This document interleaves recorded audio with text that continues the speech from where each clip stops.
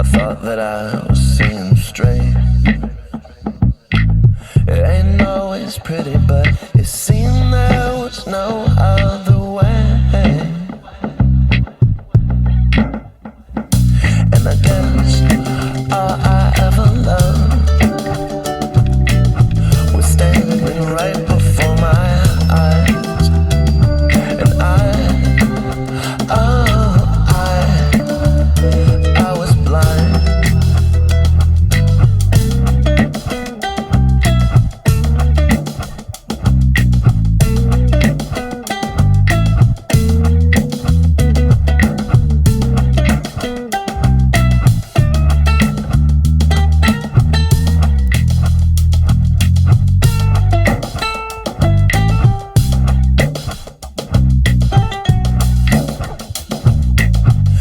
Skyscrapers, please forgive me. I stand here a penitent man. Oh, skyscrapers, I never look down again. Not 'cause I guess all I ever loved was standing right before my eyes. All I ever loved was standing here all the time. And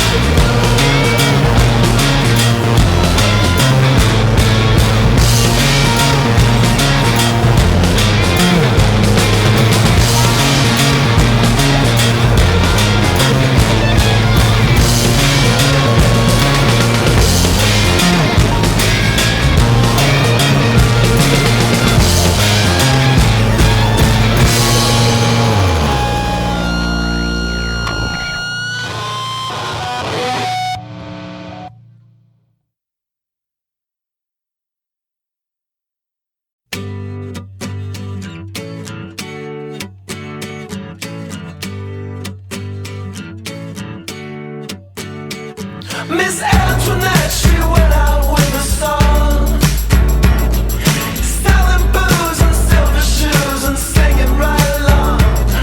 A shotgun and a limousine and a baby doll's march on.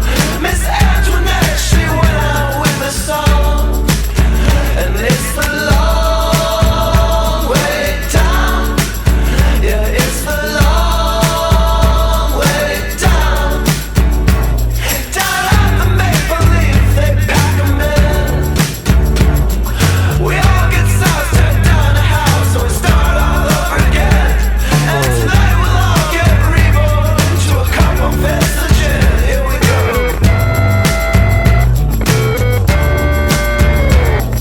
The rich folks get their money back when the banks go belly up. But if you have time when the levees break, well, you're shit out of luck, shit out of luck.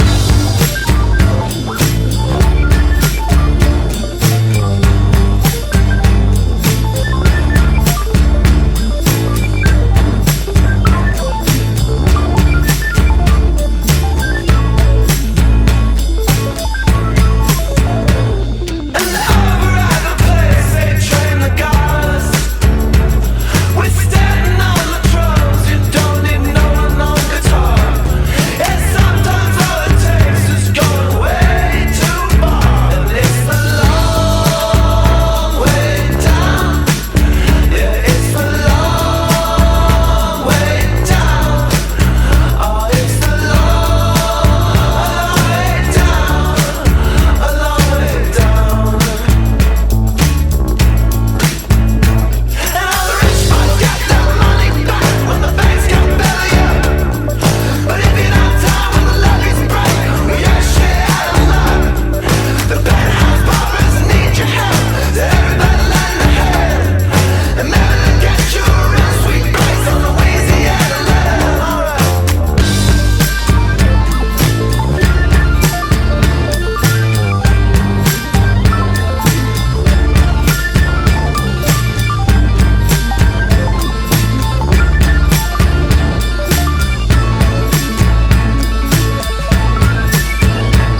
Now Kraft's down on the street with his trombone, and even though the 12-year-olds have got it in their bone, and for these 20 blocks, no one's alone. And the rich folks get their money back when the banks go belly up. But if you have time when the levees break, well, you're shit out of luck. The penthouse boppers need your help, so everybody lend a hand, and maybe they'll get you a real sweet price on Louisiana land.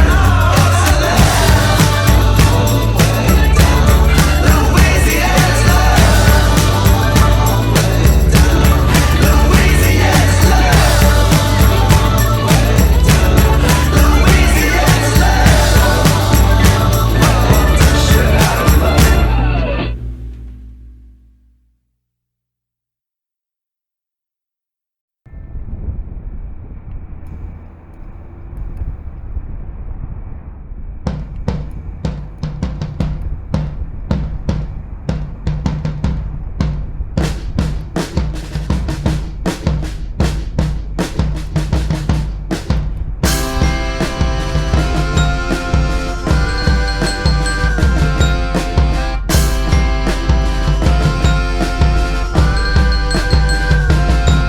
You can't keep letting it get you down, and you can't keep trying to wait around.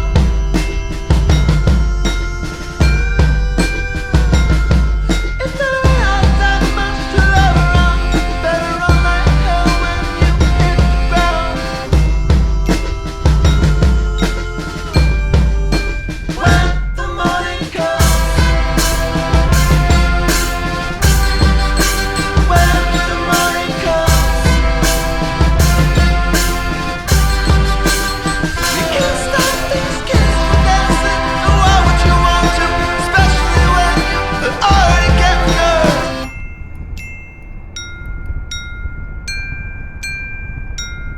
'Cause if your mind don't move, your knees don't bend, but don't go playing the kids again.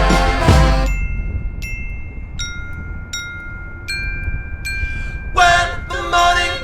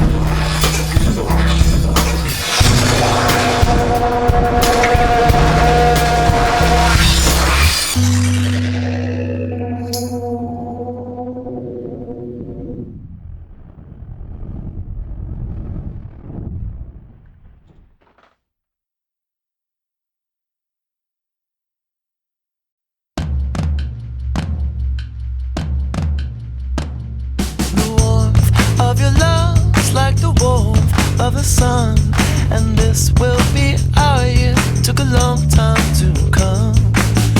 Don't let go of my hand now, the darkness is gone, and this will be our year. Took a long time to come, and I won't forget the way you held me up when I was down, and I won't forget the way you said, darling, I love you. You gave me faith to go on. Now we're there, and we only just begun. This will be our year. Took a long time to come.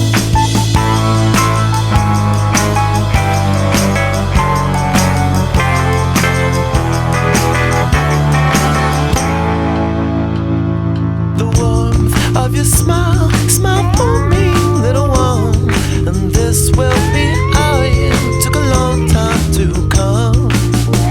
You don't have to worry, all your worry days are gone. And this will be our year. Took a long time to come. And I won't forget the way you held me up when I was down. And I won't forget the way you said, darling, I love you. You gave me faith to go on. Now we're there, and we're only just begun. And this will be our year. Took a long time to come.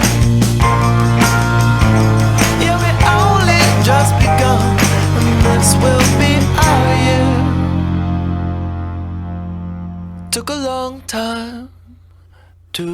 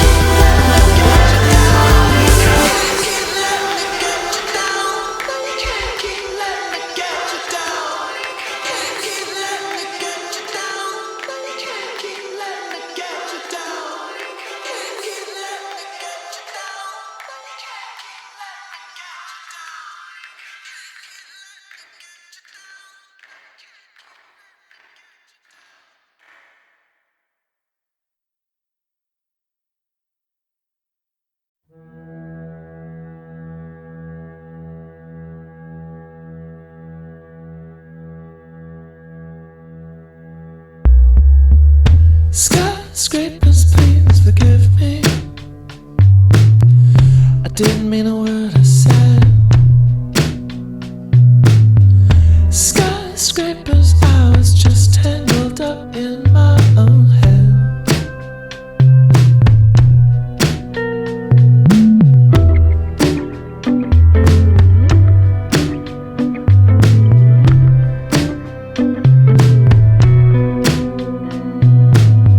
Skyscrapers are details and patterns that go to someone else's life. Skyscrapers, it was every which kind of fucked up. And I guess something had to give. Times being what they are. And I guess something had to give. Had to give.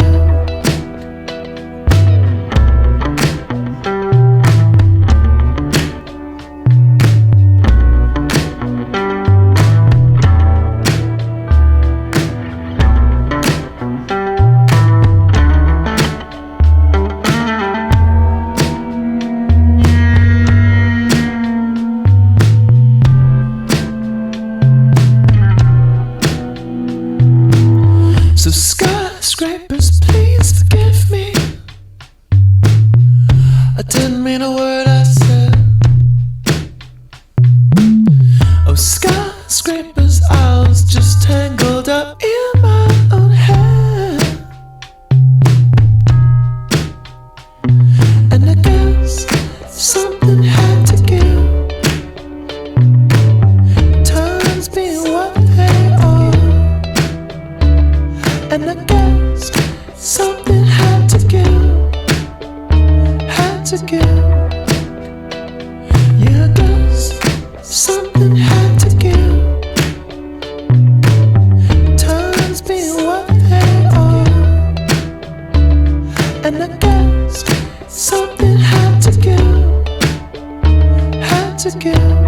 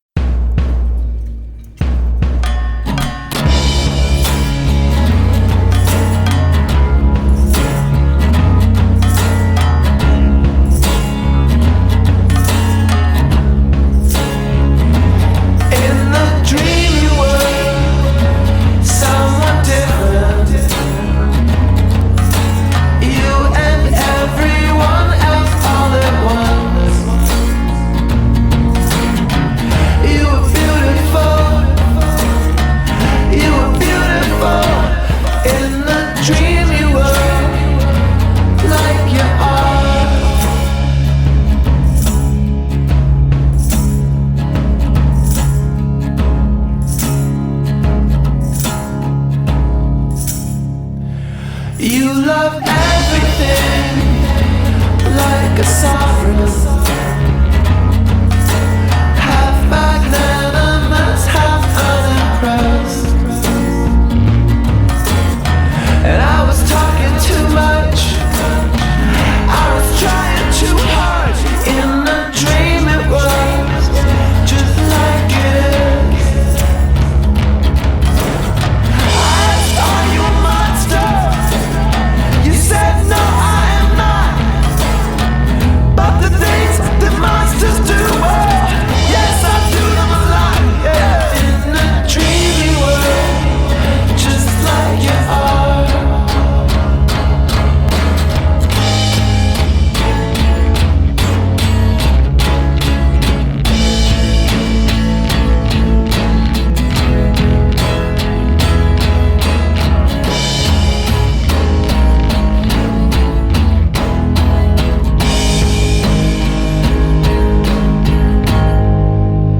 Everybody was in a prison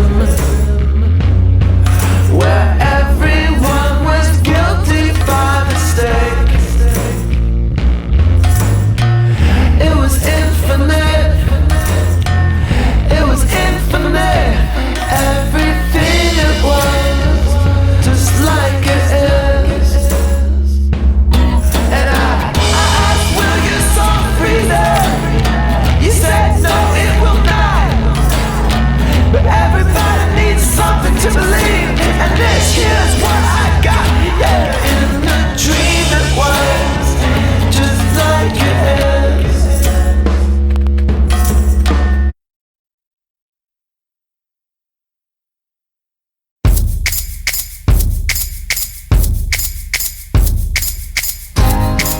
Over the moon will be soon if you keep up that crazy talk. Oh, so you quit cigarettes, anxious and quiet. They'll blow up like balloons. 1, 2, 3, count with me. Think of catastrophes. I can't breathe, no, I can't breathe. Well, 4, 5, 6, this is it. One of these days you send me right over the moon.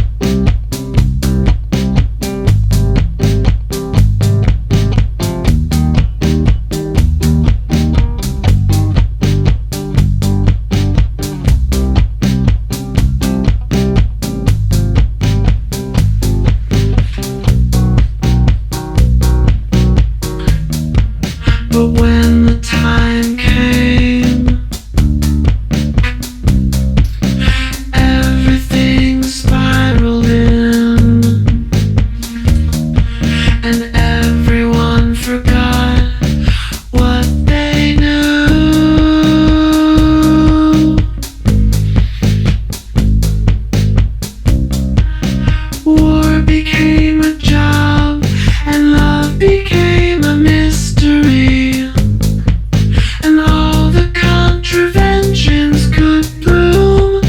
The world was made of things, and nothing made of nothing, and the sky didn't know what to do.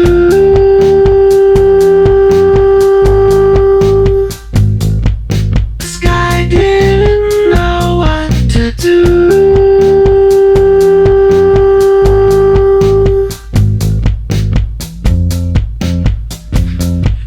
The sky didn't know what to do.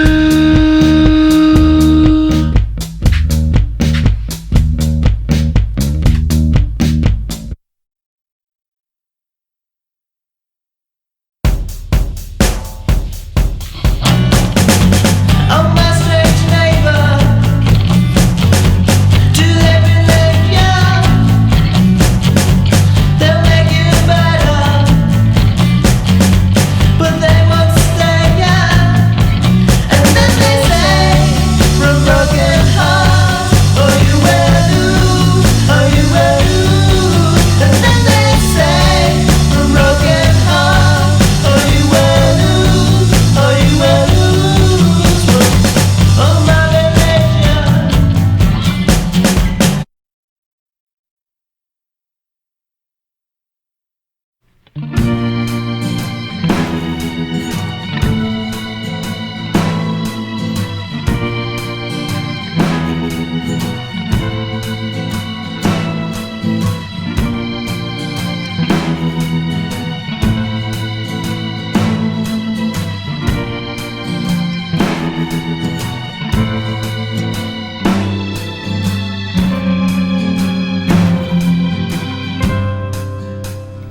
I went down to the water today, heard the ships dying moan as they sing. When I pace out the waves on the ground, break the sand where it covers the ground, break the sand.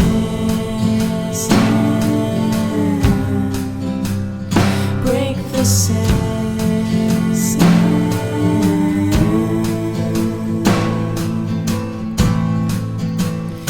where it covers up, what it covers up.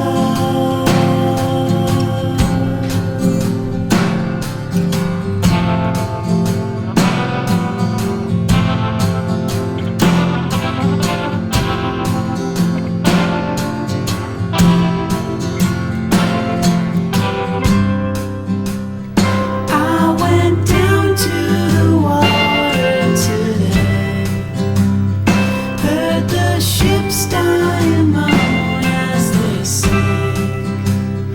When I pace out the waves on the ground, break the sand where it covers the ground, break the sand.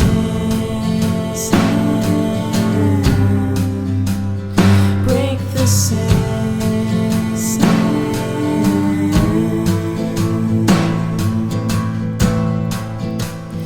where it covers up, what it covers up.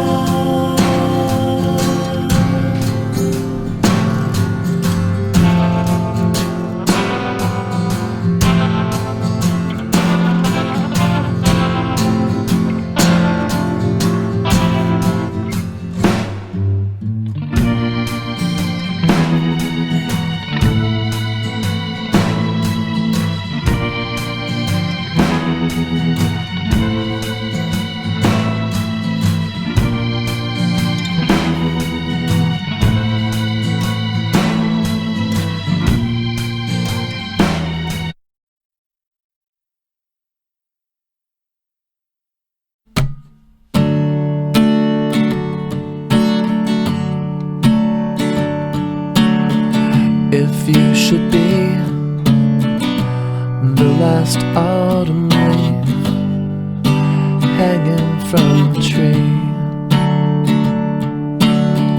I'll still be here, waiting on the breeze to bring you home to me. And if it takes forever, forever it'll be. And if it takes forever, forever it'll be.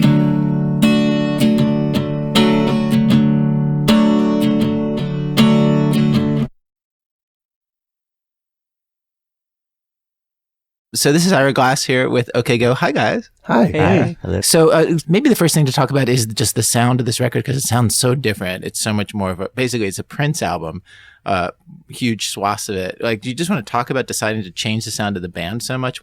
The way I think about it is, by the time we started writing this album, we had been on tour on and off for about 7 years, and we had become so familiar with what we are, what an OK Go song is, that it turned into this sort of feedback loop where I was trying to write something that sounded like myself, and everything wound up just sounding really fake, or like some band trying to cop our style, or us trying to like things, all the tricks of writing that had worked for me in the past, just turn it up a little bit louder, or just like, double the tempo, or I just, something that's supposed to make it more exciting was not making it more exciting. It always seemed just flat. And what about the Prince stuff? I think anytime that my gut in the past was to lean towards the Princey stuff that is so much of the music I listened to as a kid, it always felt like, well, yeah, you can't really do that because you're not Prince and you're not black and you're not, like, you don't make dance music. And so they always felt kind of like pastiche, or like that would be a funny joke, but you're not a joke band, so you can't do that. And so letting go and just kind of chasing all these different musical avenues and then seeing where they lead. It was more like, out of 106 things that we wrote for the record, you could go back and then realize, wow, there's a lot more Prince in this than I would have guessed. Wait, you say 106 things. Did you literally write 106 songs for the record? Is that a real number? When we sat down with Dave, we had 106 files to play him, and that were, I'd say half of those were pretty much songs. The other half were like a groove and a with a chord progression, or like la da da da da da da da. I think it seems like, if I remember correctly, it seemed like us admitting that, like, yeah, this is really Prince, like, kind of came once we were in the studio, though. I should say that's Tim.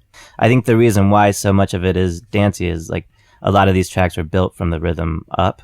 It was just like a bass line and drum beat, or like a piano chord over it or something like that. And so we realized, I think, as we listened, like, yeah, this is a much dancier sort of like rhythmic record than we'd ever written before. Do you remember, like, what were some of the first things that you came up with, or maybe the first thing that somebody came up with where you thought, like, okay, that's good, now let's build on that for the new record? I remember what it was for me. For me, it was Skyscrapers. It was I remember, like, Skyscrapers just, like, happened. It was like an afternoon, suddenly, like, a chord progression and a beat, and it all sort of like shone clear and was worth chasing, and it popped out in like a day. And kind of in a version that we would recognize today, with just like the super spare thing and the bass. So. Yeah. I mean, the demo is, I think, really close to the eventual song.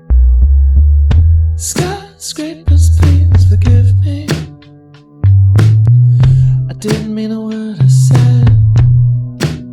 I remember you playing Skyscrapers to me for the first time. I remember thinking, like, this is a song I would listen to. I would listen to that.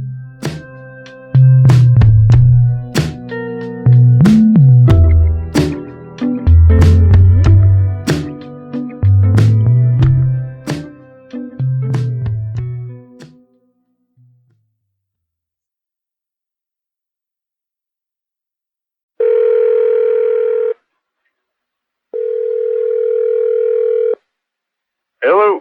Hey, Dave Fridman. Hello. Hey, Dave, it's Ira, and I'm here with OK Go. Hi. Hi. I should say that you're the producer of the record. Band's all here.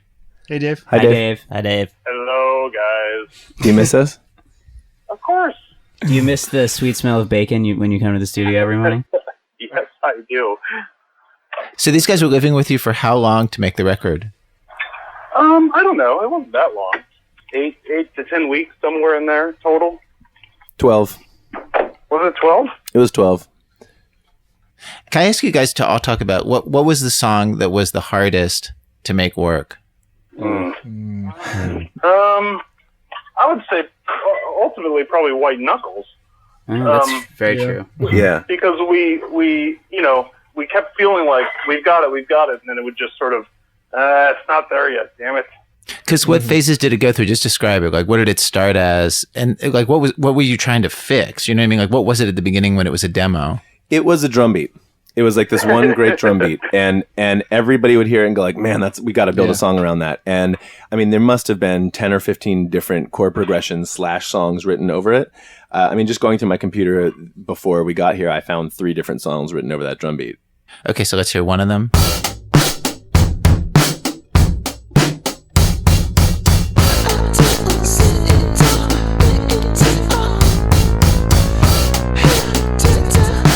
Okay, now here's another one of those demos.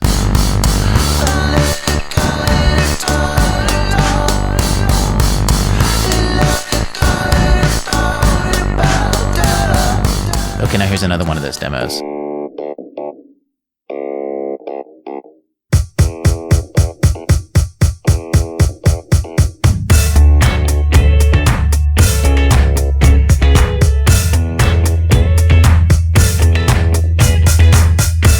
Okay, yeah.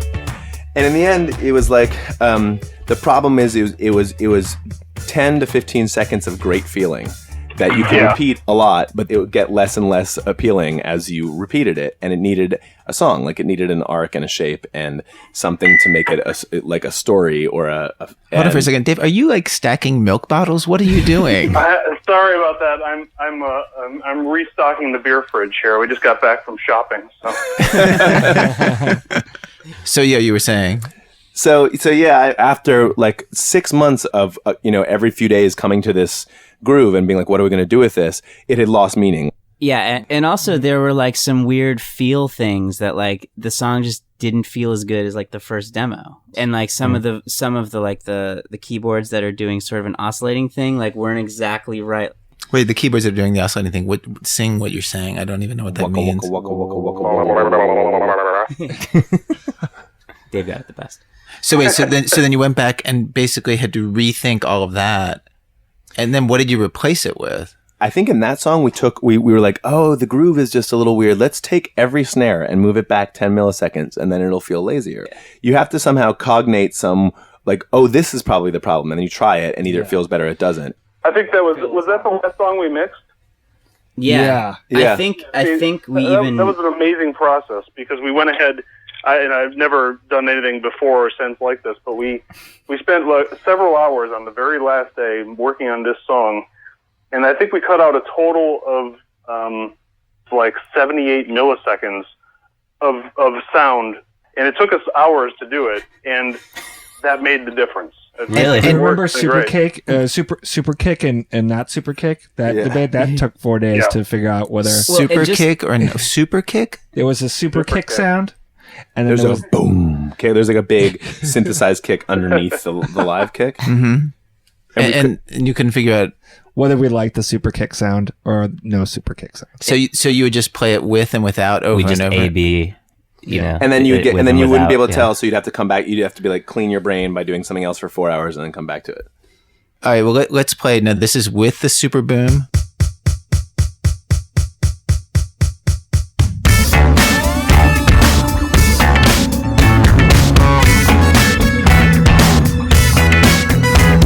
And this is without the super boom. Okay,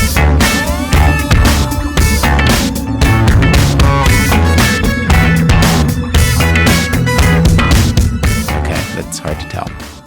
Well, yeah, but it's night and day to us. And was there a vote? Like, was it a split jury, or do you all have to agree? I think we all agreed in the end. Yeah, a 3-1 vote will sometimes take it if that one says, you know what, I don't care enough. But otherwise, it has to be like Brown versus Board of Education. You all have to stand together. Pretty much. It's after 12 years as a band together, our musical tastes have become so coincident anyways. like I like the music Dan likes now, and vice versa. So much so that I think we kind of know when we're like, if it's something we all like, then right, that's an OK Go song. Hey Dave, I'm sorry, actually. We've been getting so many complaints from people about like the sound, the record is so distorted, and people think that with this was that we over compressed it so it would sound loud on the radio, which is obviously totally wrong. But do you have anything to say to our fans who think the record's quote unquote too distorted? I think they're crazy. So, I don't know what else to say about it. Most of the final mixes for your record have no master bus compression on them at all. This is simply the sound we decided to make. When I remember actually having to write to one of those fans via email and just telling them like, we want it to sound loud and fucked up, and like it's supposed to sound like your speakers are breaking and like it's coming out of the trunk of the car next to you. That's why it's awesome. Yeah, there's this continuing debate of people are like, well, you can just turn it up, and it's like, you're really missing the point. We want it to sound, even at the quietest possible audible level, we want it to sound like your shit is on fire right now.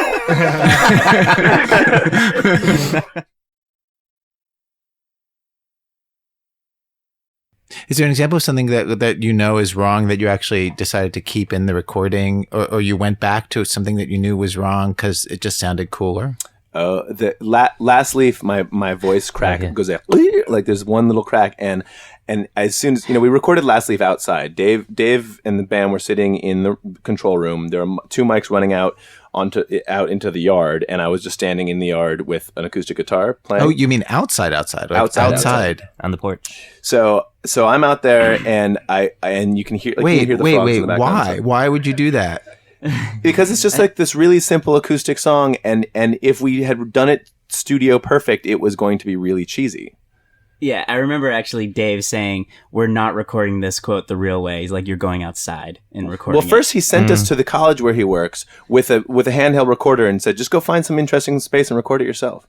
And we tried, and we didn't get anything too good. Then I went on a break off, I actually went to Death Valley, found a place called Desolation Canyon, took a 3-hour hike up Desolation Canyon with a handheld recorder and a guitar, recorded it on the top of the mountain like 4 times, and then came back. Still didn't like what I'd gotten, even though I like the story. I mean, Desolation Canyon would have been so great. And what are those recordings like? They're really muffly, and the wind was really annoying, and it was getting dark, and I didn't sound sad. I sounded scared because I basically was, and I wanted so badly for that to be what we used because it just seemed like the right place to do it. But in the end, we just stuck microphones outside, and you could hear the frogs and the crickets and stuff, and I did a few takes of it, and I was sort of warming up and still getting into it, and I did one, and I remember everyone was like, "Okay, that's the one." I was like, "Yeah, but can I just fix the part where?" And Dave was like, "You're not even allowed near the file of this because if you try to fix that error, this record will suck." Okay, so now I'm going to go around to each of you and ask you, when you guys have to play these songs live now, what's the one that you look forward to playing the most, and what's the one that's the biggest pain in your ass when you get to it on the set list? Okay, Tim? I think live I look forward to playing This Too Shall Pass the most because it has a breakdown that allows the audience to really sing like they're at a sporting event or something like that. It sounds like you're at like a European football game, The one that's hardest to play. For some reason, I don't know why. It's not that I don't look forward to playing Needing Getting, but for some reason, I just... about every 3 shows, I can't remember how to play the bass line. It's not even a particularly difficult bass line. It's funny, too, because you're the only instrument I'm the only instrument in the song, too, so when I mess up, everyone knows. I think we often play that like pretty early in the set, like second or third, and I've noticed that during that song, I'm often sort of like they come on stage and like let out the emotion. Yeah. Just like get into it is already past, and now I'm into like planning like I need this instrument here for this song. I need this instrument here for that song, and like we need to make sure we get off by a certain time, and we have to. And, like you start getting to the logistics of the set, right? And I start thinking about business and the business of playing a show, and I forget the words or something. Yeah, have you noticed at the beginning that like I always sing the wrong verse first? In that song? I noticed that last time we played. You sang the complete wrong verse first. Yeah. Dan, what's the song that you most look forward to playing from the new album, and the one that's the biggest pain in your ass? Well, it's switched out. a couple of times. The song that I enjoyed playing off the new record the most initially was Needing Getting. How sad for you that everyone else in the band keeps screwing it up. I know. That's why it's no longer his favorite. No, well, the one that I liked least now is my favorite, and that's This Too Shall Pass. Damien, what's the song that you most look forward to singing now, this week? The song I most look forward to singing is Skyscrapers. It's really minimalist on stage. Like we really clear everything out. And this is also the first record where I feel like our live shows have learned to handle like quiet and contemplative stuff well, and that's one of the songs where if we play it, and Dan sometimes will just like stop in the middle of a verse, and you'll hear like this gaping hole, and the audience is like silent, and that's as exhilarating a sound as them all going nuts at the same time. Mm-hmm. There's a part in that that's always anxiety for me. It's because Damien solos for a while at the end, and I come in with a second guitar part, and that's sort of like a shift in the song, and so I never know if like Damien's gotten his like solo out, or if we're having like a terrible show, like, and I let him go on, he'll look at me and be like, "Come on, let's go." Like, I don't want to make up more stuff right now. Let's just get off stage. Yeah. So I usually I can like feel out where it's going to be, but sometimes I'm like, should I go now? I never realized that, because I always look over at you and you're always kind of meandering around the stage. You like pour yourself a drink. Yeah, I'm always like drinking a beer or like kind of looking around. I didn't realize that. Well, there's also the other politic going on right there is that Andy's a really good guitarist and I'm a really bad guitarist. And so like, I mean, I'm not a really bad guitarist. I'm just a very self-taught guitarist who like has a very limited bag of tricks. So soloing is not one of the things I like learned to do as a 15-year-old. And so my solos are always a little weird, and like sometimes they come out like really lyrical, and it's like, wow, no real guitarist would ever think of that, and it's so cool. And sometimes it's just like, ooh, like that wasn't a melody, that was just a bunch of sounds. And like on a night when that's one of the songs where I don't want to like have a part. I don't want to learn like to do the same thing every night. So every night it's like, okay, what am I going to do now? And 2/3 of the time it's pretty cool, and I'm like, wow, I'm learning to play guitar pretty well. And every once in a while, especially if it's been like a high tension show and things just haven't gone the way I wanted, like my creative flow is not good. And that's like a lot of times I'll look over to Andy, so like, no, let's just do another couple rounds, guys. I'm like, I don't have anything to play.